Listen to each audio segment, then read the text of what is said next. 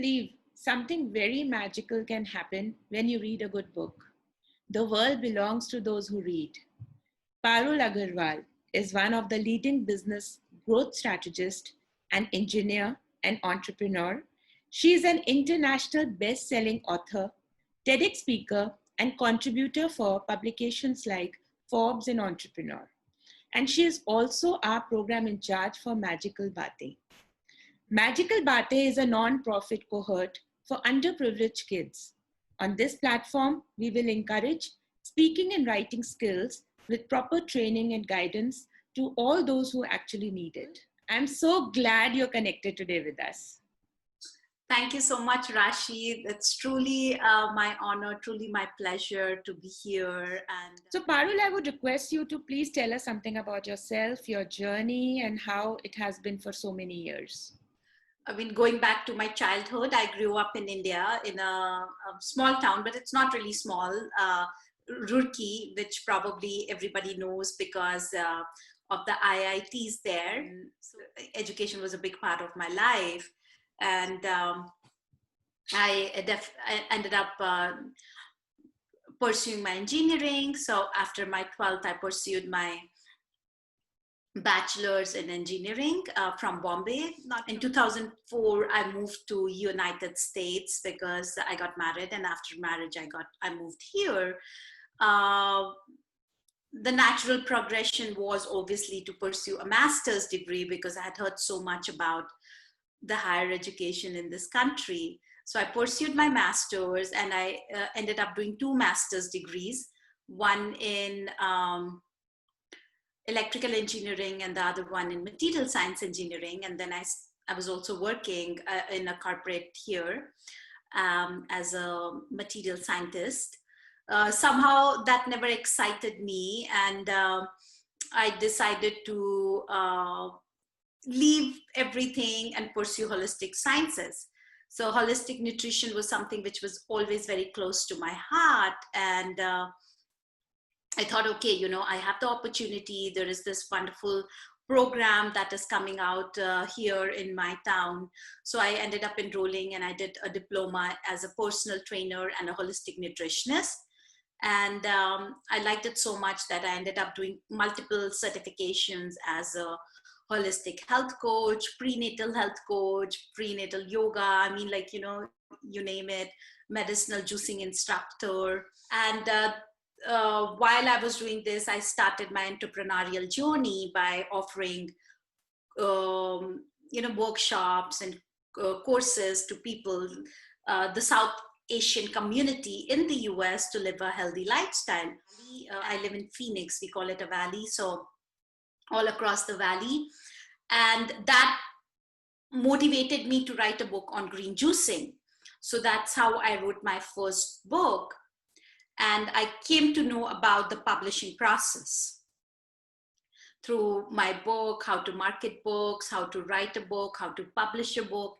And that, I would say, was the beginning of a new era in my life, because since then I have published a lot of books, written a lot of books, and also helped other people write and publish their own books. So, books, something that gets a smile to you. How do you think books are closely related to mental well-being? Over to you. As the old saying goes, books can be your best friends. And the way they could help you with your mental well-being is because you could actually resonate with what is written in the books, between the pages of the book. So let's say if you are going through a bad phase in life, and you go ahead and get a book on motivation, on encouragement, or somebody's personal life story, where this person went through something similar, it all of a sudden uplifts you, because then you realize that, hey, you're not the only person suffering or undergoing these challenges. There have been people before you, and they have, you know, overcame this. So you start looking at your problem from a very different viewpoint. You know, I am big into spirituality, and Sometimes I have so many questions that not one person is able to answer all those questions. But I know if I go ahead and read multiple books, I can get all my questions answered. Of course, at the end of the day, it is based on the reader, how they decipher the book, how they resonate with it, and how they understand it. Because I might write a book, but the reader might understand it from a very different point of view. So it's a relationship between the writer and the reader at that point of time. But again, sometimes you're not able to share your problems with anybody, and that's the time when you can actually not even read a book, but there are some books that have exercises and journaling activities which you could do to actually uplift yourself. Some of the most inspiring people that I follow have told me that they overcame their challenges by reading good books. Very insightful, that is, Parul. The way you just explained, beautiful. So you are a publisher. What kind of content you think is marketable?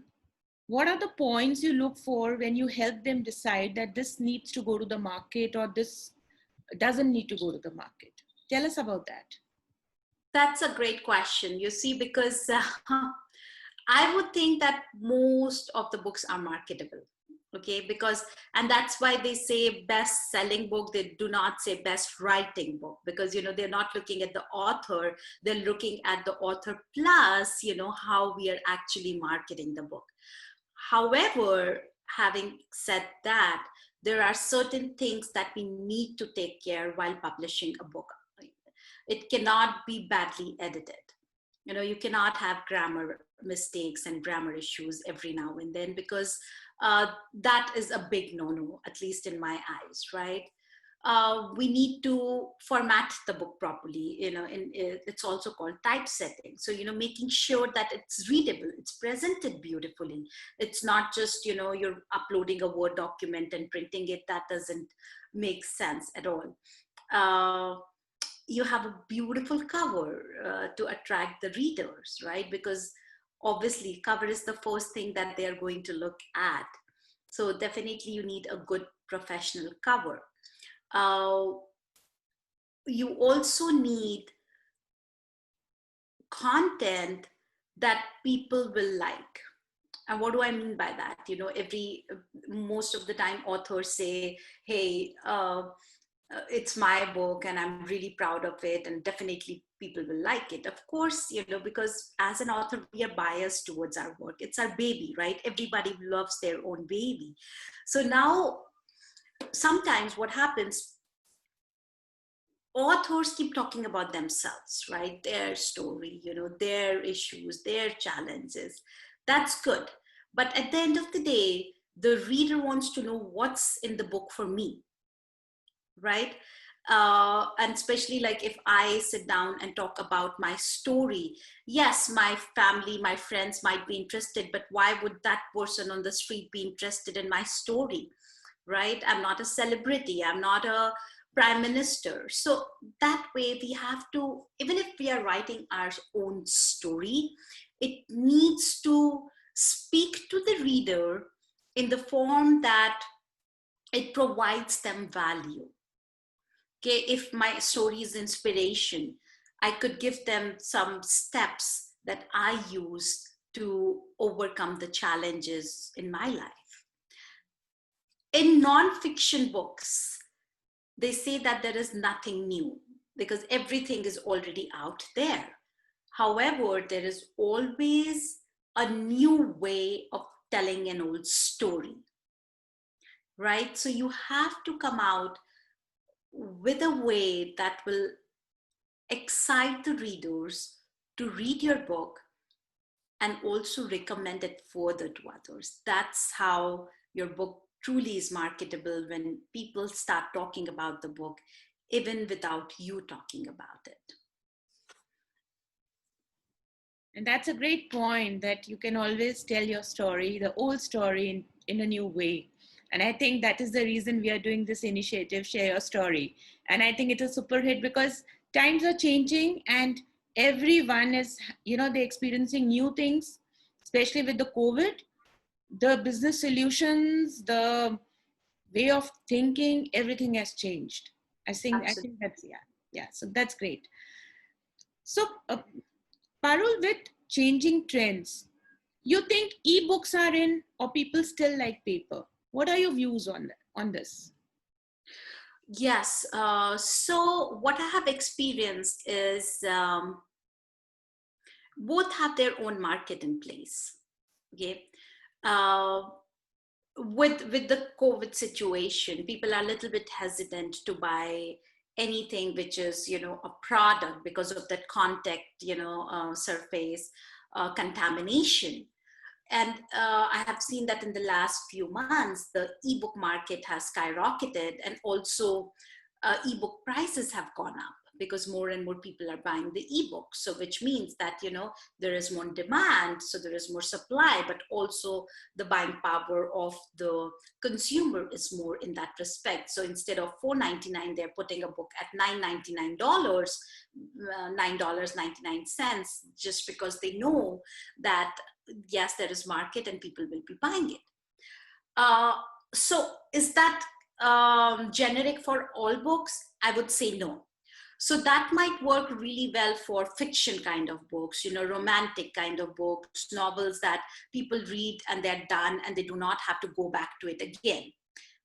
However, for nonfiction books, now I'm doing a book which is called the Growth Hacking Book #2. Last year, we did the Growth Hacking Book #1. And these are collaborative books by some of the industry's top influencers, entrepreneurs, content creators, digital marketers, where they share their tools, tips, and tricks to grow your business and life in this decade. Now, those kind of books, they're not something that people read one time and they keep it, right? And they forget about it. Those kind of books are something that people keep it on their shelf and they go back to it and refer to it as and when needed. So those kind of books definitely have to be available in paperback, right? So it is very book specific. Children's books cannot be online. I mean, even though children are online most of the time, but still parents want those picture books. I'm doing like 3 children books next month, and all of them are in paperback as well.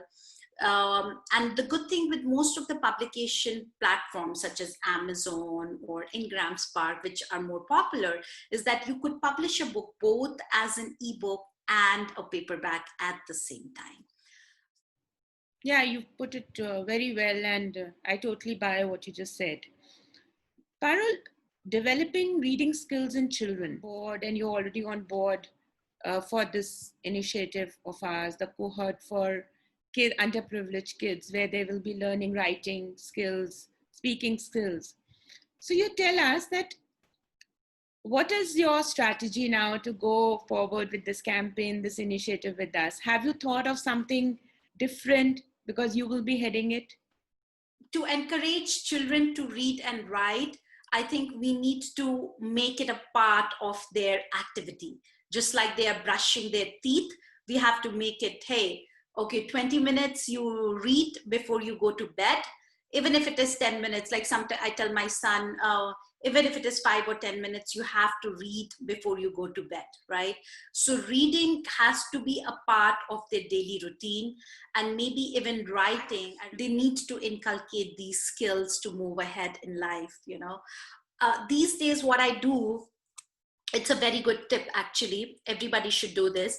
I could download this dictionary app on my phone, and the dictionary app gives you the word of the day. Okay, so sometimes it will tell, I don't know, spontaneous would be the word of the day, for example. So then we try to encourage within my family to use spontaneous word in their communication on a regular basis. So not only we are actually not thinking like which word should we encourage in our vocabulary. It's just, easy for us to go check the word of the day and understand the meaning and use it in our vocabulary. That also helps improve our vocabulary. Now, coming back to underage kids, that might or might not be a privilege for them, but we can always give them a set of words that they could incorporate into their spoken language. Or sometimes, what happens, we tend to use the same kind of words. For example, oh my God, Rashi, you look beautiful today. Okay, so maybe beautiful has synonyms, right? So many synonyms. So Rashi, you look fabulous today. Rashi, you look divine today. Rashi, you look amazing today. So, those are the things that we can encourage our children to use, synonyms and antonyms, but not just on paper. Use it in your daily communication, and that definitely helps improve their spoken English, written vocabulary, and writing and reading skills. I think you are best suited for this campaign, Parul, and I think we are really, really thankful to you. Thankful. This really is so close to my heart.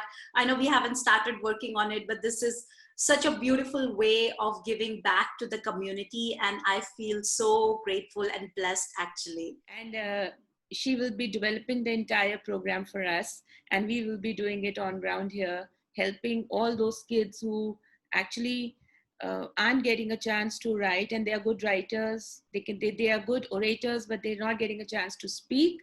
And we are sure that God is with us on this. Oh, I'm sure. Kids are our future, and irrespective of the background they come from, every kid should have the equal opportunity. Yes. Parul, why don't you tell us about this growth hacking book? Oh, that's great. I'm so excited to answer this question. So the growth hacking book, as I mentioned a while back, is a collaborative book with some of the best influencers, entrepreneurs, digital marketers, mompreneurs, people in the podcast industry, content creators, practically everybody who is in the industry, C-suite executives, and they're sharing their best tool sets, skill sets, and mindset that anybody could use essentially to grow in their professional and personal life. So that's like the big thing. Now let me decipher it into small parts, right? Because I'm a mom, and sometimes I have to get down at the child's level to explain it to them. So explaining it in a very, very simple tone. So let's say if somebody is an expert in LinkedIn and they have used certain LinkedIn tools to grow their professional life, then they're talking about that hack that they used on LinkedIn. We did the part 1 last year, and it is still a huge success, still a bestseller. And in that we had 35 authors. In the part 2, we have more than 100 contributors. So each chapter is self-contained. The book is already available as a pre-order on Amazon.com, and you can search it by my name, Parul Agrawal, or the Growth Hacking Book 2. And this project wouldn't have been possible without my lovely partners, Rohan Chaube, Saurav, Pia, who are also a part of Free Catalyst. And if people want to follow me, they can follow me on my website, parulagrawal.com. Also, I'm on social media by author Parul everywhere. And Rashi, thank you so much for having me on your platform and trusting me with the cohort of Magical Bate, because this truly, I feel this is going to be a great project, and we will be creating something truly magical with this. Thank you so much, Parul, for coming over and talking to us. It's a great session, and let's connect soon for the campaign.